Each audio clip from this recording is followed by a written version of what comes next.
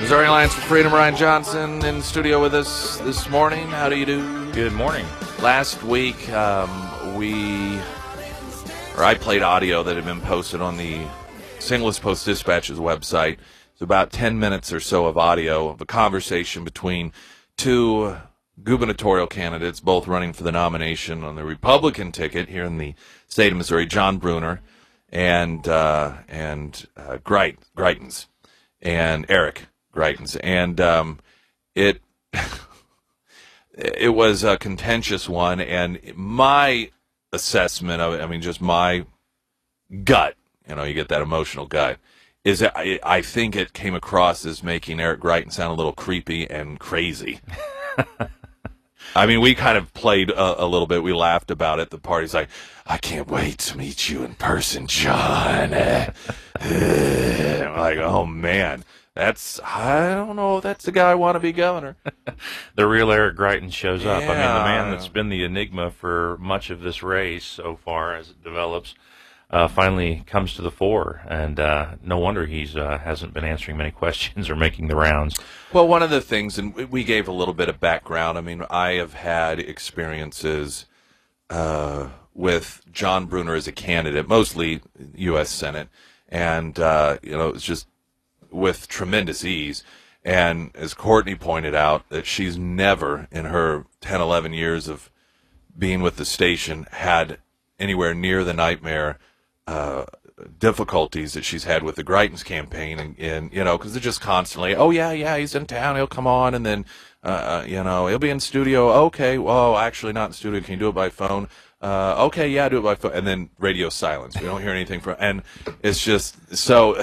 I don't know, that I think because of our experience with those two campaigns, that probably that audio between those two individuals maybe had a little different perspective than it would for some others. Right. Well, there's no love lost between the two men, to be sure. Well, it's apparent. Yeah, if not uniquely demonstrated for all to hear. No, yeah, you're right. I mean, Eric is, like I said, he's been kind of an enigma. He has failed to come on your program. He has avoided other programs. He has avoided lots of opportunities for candidate forums and debates, and remains hidden. And maybe, he's being very well served by his professional political consultants who are hiding him, and maybe it's for this very reason. The funny thing that I thought about this story was you have two people who are positioning themselves as political outsiders, and here they come, and they're essentially demonstrating everything that's wrong with politics. On the one hand, you have, John Brunner, who's a friend of mine, by the way, recording this guy unbeknownst to him, and then releasing it through a third party, I guess, or he didn't release it, someone else did. I don't know how it got out.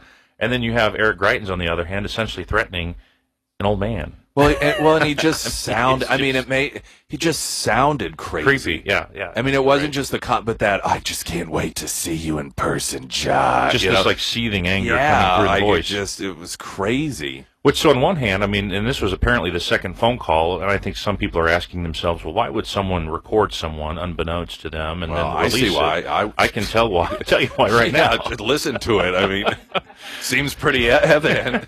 And if the first phone call was that much worse, you can see maybe why he hit the record button on the second phone call. Yeah. Incredible, yeah. Maybe there's a series of them.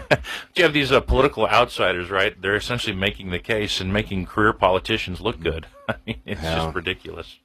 Well, we'll see. That is certainly an interesting campaign, and I know he's come under some scrutiny, or at least people questioning him, because he was a Democrat for the longest time and then became a Republican, and there's some, there are certain issues that I think that require a fundamental change in who you are as a human being in order to switch sides on. Not all issues, but some of them.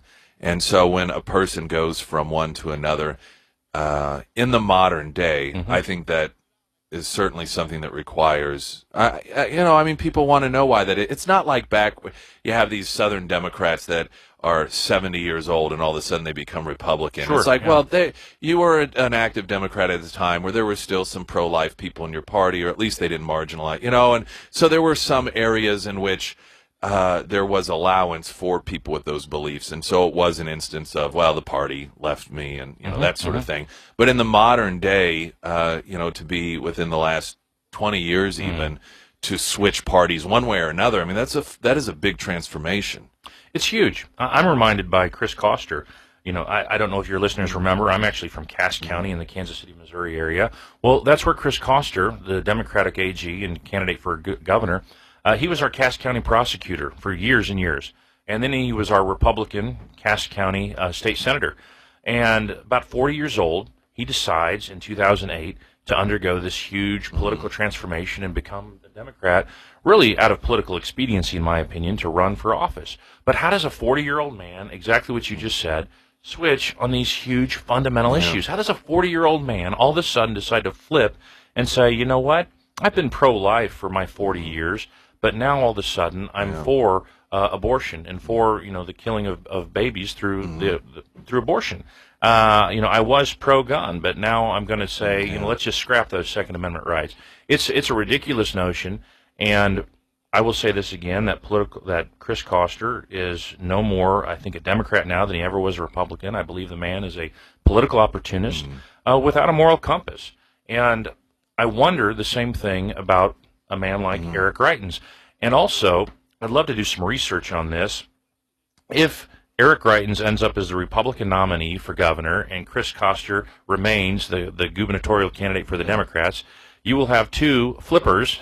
Oh yeah, has that ever happened before? And I'm not sure that's ever happened in a governor's race. That would be interesting. Both people who would be running facing off were in each other's party at some point. A first in American history, potentially, right here in Missouri. Yeah, I know. Well, we've really put ourselves on the map for a number of real positive reasons in the last year. Ferguson, Mizzou, this governor's race. Oh, yeah. It's fantastic stuff. Well,